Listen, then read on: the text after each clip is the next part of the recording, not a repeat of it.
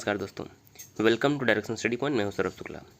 देखिए, आज है 19 सितंबर और आज से ही आपका लेखपाल का डीवी स्टार्ट हो चुका है और पहला शिफ्ट जो है 10 बजे से, दूसरा शिफ्ट जो है 1:30 बजे से शुरू होने वाला। देखिए यहाँ पर टाइम जो दिया गया है, तो पहले यानी जो प्रातःकाल प्रथम पाली में जाएंगे वो 10 बजे और सेकेंड पाली में 1:30 बजे, और कुल मिलाकर जो है 350 एक बैच में रहेंगे, 350 दूसरे बैच में, यानी कि 700 लोगों का डीवी जो है रोज़ करवाया जाना है। अब देखिए, जो आज डीवी करवाने जा रहे हैं या फिर जिनका भी डीवी होने वाला है, उनको किन किन बातों का ध्यान रखना चाहिए, सारे प्रपत्र कैसे भरने हैं वो भी हमने बता दिया है, लेकिन इस वीडियो में थोड़ा सा दोबारा आपको बता देंगे कि डाउट क्लियर आपका हो जाए। और बाकी जो प्रमुख क्वेश्चन आपके रहेंगे वो सभी वीडियो में देखने वाले हैं कि कौन सा सर्टिफिकेट कब तक का होना चाहिए, यदि स्पेलिंग मिस्टेक है तो क्या होना चाहिए, पूरी बात हम देखने वाले हैं। तो वीडियो में ज़रूर अंत तक बने रहिएगा, क्योंकि डीवी में अगर आप गलती करते हैं तो आपको बाद में जो है परेशानी हो सकती है। तो देखिए, पहले आप तो ये देख लीजिए कि आपके पास चारों प्रपत्र हो, 2 रंगीन फोटोग्राफ हो, इसके अलावा सबका कम से कम 2 सेट आप बना लीजिए, कम से कम 2 सेट। यदि एक में कोई गलती होती है तो दूसरा आपके पास होना चाहिए, ताकि आप तुरंत भर के वहाँ जमा कर सकें, बाद में आपको परेशानी ना हो। तो 2 सेट बना के रख लीजिए चारों प्रपत्र का, 2 रंगीन फोटोग्राफ ले लीजिए, आपका जो भी डॉक्यूमेंट है सभी हम चर्चा करने वाले, तो वीडियो में ज़रूर अंत तक लगातार बने रहिए। तो यदि हम डॉक्यूमेंट की बात करें तो सबसे पहले क्या आपके पास होना चाहिए, ये तो हम बात करेंगे इन सभी पॉइंट्स पे। सबसे पहले नंबर पे आपके पास जो है कोई एक आधार कार्ड, यानी कि एक आपके पास आइडेंटिटी कार्ड होना चाहिए। Aadhaar card, PAN card, voter ID. देखिए, ये अनिवार्य नहीं है, पहले बात आप याद रखिए। वहाँ पर आधार कार्ड, पैन कार्ड वगैरह आपसे मांगा नहीं जाएगा, लेकिन आपके पास अगर है तो ज़रूर रखिए। दूसरा, हाई स्कूल और इंटरमीडिएट का जो है आपके पास मार्कशीट होना चाहिए, सर्टिफिकेट होना चाहिए, हाई स्कूल और इंटर, क्योंकि आवश्यक जो अर्हता थी वो यही थी। जिसने ग्रेजुएशन किया है वो ग्रेजुएशन का भी रख ले, आप उसको भी लगा सकते हैं, कोई प्रॉब्लम नहीं होगा, लेकिन हाई स्कूल और इंटर आपके पास ज़रूर होना चाहिए। जिसने भी EWS सर्टिफिकेट लगाया है, आपके पास EWS सर्टिफिकेट होना चाहिए। किस डेट तक का होना चाहिए, यानी कि कौन सा डेट वैलिड होगा, इसकी बात अभी हम करने वाले हैं। तो EWS सर्टिफिकेट, देखिए, जो भी व्यक्ति EWS सर्टिफिकेट लगाएगा उसे अपना निवास प्रमाण पत्र जमा करना होगा, ये बातें आप याद रखिए। जो सामान्य वर्ग के भी अगर छात्र हैं, अगर EWS सर्टिफिकेट लगा रहे हैं तो उन्हें जो है निवास प्रमाण पत्र अपना जो है जमा करना पड़ेगा। इसके अलावा अगर आप SC ST वर्ग से हैं तो उसका सर्टिफिकेट और निवास प्रमाण पत्र, OBC हैं तो OBC का नॉन क्रीमी लेयर का सर्टिफिकेट होना चाहिए, निवास प्रमाण पत्र आपके पास होना चाहिए। तो ये सब जो है प्रमुख चीज़ें हो गई। इसके अलावा चारों प्रपत्र आपके पास जो है भरे होने चाहिए। चारों प्रपत्र की बात कर लेंगे। सबसे पहले हम कुछ आपका डाउट क्लियर कर दें, फिर चारों प्रपत्र भी देख लेंगे, ताकि जिससे आपको कोई भी डाउट बाद में ना बचे। तो सबसे पहले काफ़ी प्रश्न ये आता है कि यदि किसी के फॉर्म में या फिर हाई स्कूल के मार्कशीट में, इंटर के मार्कशीट में, कहीं पर भी जो है अगर कोई स्पेलिंग मिस्टेक है किसी के नाम में, माता पिता के नाम में, तो क्या प्रॉब्लम होगी। तो देखिए, स्पेलिंग मिस्टेक से प्रॉब्लम तो होगी, लेकिन इसका समाधान भी बहुत सरल है। अगर किसी के नाम में, माता पिता के नाम में अगर कोई स्पेलिंग मिस्टेक है, तो सबसे इसका सरल तरीका ये है कि एक आप एफिडेविट बनवा लीजिए। एक एफिडेविट बनवाइए, शपथ पत्र बनवाइए 10 रुपये के स्टाम्प पर। कहीं भी जाकर किसी भी वकील से 100 रुपये देकर आप जो है ये शपथ पत्र बनवा सकते हैं। बिल्कुल 5 मिनट या 10 मिनट में आपको बन के मिल जाएगा। अगर आप ये शपथ पत्र नहीं बनवाएंगे तो आपको परेशानी हो सकती है। क्यों परेशानी होगी? क्योंकि आपको फिर दोबारा जो है टाइम दिया जाएगा कुछ दिन के लिए, और आपको जो है दोबारा आकर सर्टिफिकेट जमा करना पड़ेगा। इसमें आपको परेशानी काफ़ी हो जाएगी। तो अगर आपके पास कोई भी स्पेलिंग मिस्टेक है तो आप जो है एफिडेविट पहले से ही ले जाएं, ताकि आपको किसी भी प्रकार की परेशानी ना हो। और एफिडेविट को आसानी से मान लिया जाता है, बाद में कोई परेशानी नहीं होती है। अब दूसरा प्रश्न आता है कि EWS सर्टिफिकेट अगर आपने बनवाया है तो ये इसका जो है वैलिड डेट कब तक का होगा। तो देखिए, ये प्रॉब्लम हर एग्ज़ाम में आती है कि जो EWS सर्टिफिकेट, मान लीजिए आपने टिक तो लगा दिया था लेकिन आपके पास था नहीं, आपने बाद में बनवाया, तो क्या ये वैलिड होगा? ऐसा प्रश्न काफ़ी लोगों के मन में होगा। तो देखिए, EWS सर्टिफिकेट कब का वैलिड होगा? UPSSC मानता है कि जो फॉर्म भरने की लास्ट डेट थी, तो फॉर्म भरने की लास्ट डेट से पहले का आपके पास जो है EWS होना चाहिए। अब फॉर्म भरने की लास्ट डेट क्या थी वो भी देख लेते हैं। तो देखिए, यहाँ पर साफ साफ लिखा है कि आवेदन सबमिट करने की अंतिम तिथि 28/1/2022 थी, यानी कि 28 और जनवरी 2022 जो है आपका फॉर्म भरने का अंतिम तिथि था। तो यदि आपके पास 28/1/2022 से पहले, क्योंकि ये फाइनेंशियल ईयर में होता है, तो आपके पास कब से कब तक होना चाहिए? देखिए, 1 अप्रैल 2021 से लेकर, क्योंकि जो आपका बना होगा वो 1 अप्रैल 2021 से 31 मार्च 2022 तक के लिए बना होगा। आप याद रखिए, 1 अप्रैल 2021 से लेकर 31 मार्च 2022 तक के लिए बना होगा, और इसी बीच में आपका 28/1/2022 आता है। तो इसी फाइनेंशियल ईयर में जो है आपका बना होना चाहिए EWS सर्टिफिकेट। अगर आपने बाद में भी आप बनवाया तो आप बिल्कुल लेकर जाइए, आपसे जो है फॉर्म भरवा लिया जाएगा। वो आपका जो है प्रोविज़नल ले लिया जाएगा, लेकिन आपको जो है लेकर जाना है प्रोविज़नल ले लिया जाएगा, ये बात आप याद रखिए। लेकिन अगर आपके पास इस डेट का है तो आपको जो है किसी भी प्रकार की कोई परेशानी नहीं होगी, ये बात आप याद रखिए। और एक बात और, अगर आप EWS सर्टिफिकेट लगाते हैं तो आप सामान्य वर्ग के ही होंगे।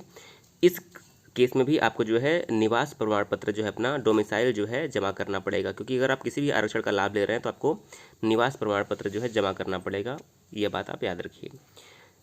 इसके बाद देखिए जाति प्रमाण पत्र, निवास प्रमाण पत्र कब तक का बना होना चाहिए। देखिए हम प्रयास करते हैं कि 1 साल पुराना हो तो अच्छा है, तो अगर ये 1 साल तक का पुराना हो तो आपके पास जो है चल जाएगा। यानी कि आप याद रखिए कि ये फॉर्म 2022 का था, तो अगर आपके पास उस फॉर्म के डेट तक का है तो बिल्कुल अच्छा है, कोई प्रॉब्लम नहीं होगा। प्रयास करिए कि फॉर्म के डेट तक का अगर हो तो भी, और नहीं है तो नया भी जो है चल जाता है। जाति और निवास प्रमाण पत्र नया भी चल जाता है, क्योंकि जाति और निवास बार बार बदलता नहीं है। ये हो गया। इसके अलावा आपको किन किन बातों का ध्यान रखना है। देखिए सबसे पहला काम ये करना है कि आपको पिकअप भवन जो कि आपका लखनऊ में है, यहीं पर आपका होने वाला है अभिलेख परीक्षण। यहाँ पर आपको अगर 10 बजे का टाइम दिया है तो आप वहाँ पर कम से कम 1 घंटा पहले 9 बजे पहुँच जाइए। अपने सारे डॉक्यूमेंट को बिल्कुल सिस्टमेटिक फॉर्म में अरेंज कर लीजिए, फ़ोटो ले लीजिए, कोई भी चीज़ आपको किसी से मांगना ना पड़े, इन बात का ध्यान रखिए। और फॉर्म भरते समय आप कोई गलती ना करिए। वहाँ पर आपको जो है बिल्कुल जो है पूरा समय दिया जाता है। वहाँ पर एक डेस्क लगा होता है और कई सारे बच्चे बैठे होते हैं, और सामने जो है आपको बुला बुला कर जो है आपका DV जो है करवाया जाएगा। तो बहुत आपका जो है कोई प्रॉब्लम नहीं होगी। वहाँ पर जो भी टीचर होंगे आपको सपोर्ट करेंगे, आपको आपकी बात को मानेंगे। तो बिल्कुल भी परेशान मत होइएगा, बिल्कुल जल्दबाजी में कोई गलती मत करिएगा। इसके अलावा बातें हैं प्रपत्र देख लेते हैं कि किन किन प्रपत्र में आपको जो है कैसे कैसे भरना है। अब देखिए एक बार सारे प्रपत्र फिर से देख लेते हैं। देखिए ये प्रपत्र, पहली बात आप समझ लीजिए कि ये लेखपाल का नहीं है, लेकिन बिल्कुल सेम फॉर्मेट है। ये जो जूनियर असिस्टेंट का एग्जाम 2019 में हुआ था उसका DV मेरा है, मैंने करवाया था उस टाइम का ये है। तो बिल्कुल ही सारे प्रपत्र सेम है, पूरा फॉर्मेट सेम है, तो बिल्कुल आप वैसे याद रखिए। तो यहाँ पर आपको फ़ोटो लगाना है, यहाँ पर आपको अपना सिग्नेचर करना है। इसके बाद रोल नंबर आपका दिया होगा, रजिस्ट्रेशन नंबर आपका दिया होगा। इसके अलावा देखिए नीचे क्या लिखा है, आपका नाम और पत्र व्यवहार का पूरा पता, यानी कि जो पता परिवर्तन सूचना आपको देना पड़ेगा। तो व्यवहार का, पत्र व्यवहार का यहाँ पर पूरा पता आपको देना पड़ेगा। आपका मूल निवासी जहाँ के हैं यानी कि उसका पूरा पता देना पड़ेगा। जन्म तिथि यहाँ पर सन में जो है लिखना है, शब्दों में लिखना है। पिता का नाम, आपके पिता का जन्म स्थान क्या वो लिखना होगा। तो राष्ट्रीयता बदली कि नहीं ये सब लिखना होगा। देखिए मैं पूरा दिखा दे रहा हूँ। अब देखिए यहाँ पर विषय भरने वाले में आइए, तो हाई स्कूल में आप विषय भर दीजिए जो भी आपका रहा हो, प्रथम द्वितीय श्रेणी कब पास हुए हैं, प्राप्तांक या प्रतिशत कितना रहा है, प्रमाण पत्र संख्या, ये सब इसी प्रकार से इंटरमीडिएट और स्नातक का भर देना है आपको।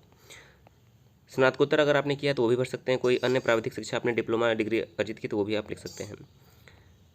इसके अलावा खेलकूद का प्रमाण पत्र हो आपके पास, इंटरमीडिएट का प्रमाण पत्र आपके पास है। इसके अलावा CCC अगर आपने किया है, देखिए CCC मांगा नहीं गया है, आप चाहें तो भर सकते हैं, ये सब अपने ऊपर है। इसमें अनिवार्य अर्हता क्या रहेगा आपका, इंटरमीडिएट रहेगा, क्योंकि जूनियर असिस्टेंट में CCC भी मांगा गया था, इसलिए यहाँ पर CCC भरा गया है। तो टेरिटोरियल आर्मी का पूछा गया। देखिए काफ़ी लोग इसमें परेशान हैं कि उनका फ़ीस की रसीद उनको नहीं मिल रही होगी, तो यहाँ पर क्या भरा जाए। तो देखिए अगर आपको फ़ीस की रसीद आपके पास है तो आप पूरा डिटेल यहाँ पर भर दीजिए। अगर आपके पास फ़ीस की रसीद नहीं है, इसको आप नहीं भी भरते हैं तो कोई भी प्रॉब्लम नहीं होगा, क्योंकि उनके पास सारा डिटेल पहले से होता है, तो इससे भी कोई प्रॉब्लम नहीं होगी, इसके लिए परेशान होने की ज़रूरत नहीं है। तो यहाँ पर घोषणा कर देना है कि मैं अपना नाम लिख के फिर नीचे सिग्नेचर पूरा पता लिख देना है। इसके अलावा जो दूसरा वाला अटेस्टेशन, देखिए प्रपत्र 2 अटेस्टेशन वाला है, इसमें भी अपना नाम, पिता का नाम, माता का नाम, राष्ट्रीयता, स्थायी निवासी कहाँ के हैं, पत्र व्यवहार का पता लिख देना है आपको। इसी प्रकार से स्कूल कॉलेज का नाम, प्रवेश कब लिया है आपने और छोड़ा कब है। देखिए अगर आपको बिल्कुल सही डेट पता है तो आप लिख दीजिए। देखिए जैसे मैंने लिखा है कि जुलाई 2012। अगर आपको डेट नहीं पता है तो आप महीना लिखिए, क्योंकि जो एडमिशन होता है जुलाई में ही होता है, तो केवल जुलाई और सन लिख दीजिए। उसके बाद आपका रिजल्ट किस महीने में आया था, मई में आया था, जून में आया था, ये जब रिजल्ट आया था तो वो छोड़ने का दिनांक हो जाएगा। तो एडमिशन जुलाई में किसी साल का लिख दीजिए, और जो है छोड़ने का दिनांक मई या जून में रिजल्ट आया होगा, उसके साथ आप जो है सन लिख देंगे, तो आपका जो है बिल्कुल सही हो जाएगा, इसमें कोई प्रॉब्लम नहीं होती है। इसके अलावा क्या बचता है, न्यायालय में कोई वाद विचाराधीन है या नहीं है ये आपको लिखना है, ये सब एक चीज़ लिखा है। इसके बाद फिर आपको साइन करना है, पता लिखना है। प्रपत्र नंबर 3 में आते हैं, यानी कि जो आपका है देशना पत्रक, इसमें भी आपको नाम, पिता का नाम, जन्म तिथि जो है लिखना है। इसके अलावा पता लिखना है पूरा, किस पत्र के लिए, किस पोस्ट के लिए आवेदन दे रहे हैं, तो लेखपाल आप लिख देंगे, राजस्व लेखपाल। और इसमें फिर जो है आपको अपना सब्जेक्ट भरना है, और किस रोल नंबर लिखना है, और किस वर्ष में पास किया है, किस श्रेणी में पास किया, ये लिखना होगा।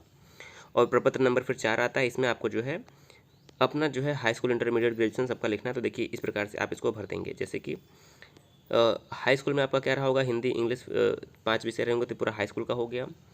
इंटर वाले में जो विषय आपका छूट रहा है नीचे आप विषय ऐड करके देखिए, जैसे कि भौतिक विज्ञान, रसायन विज्ञान इसमें ऐड कर दिया है।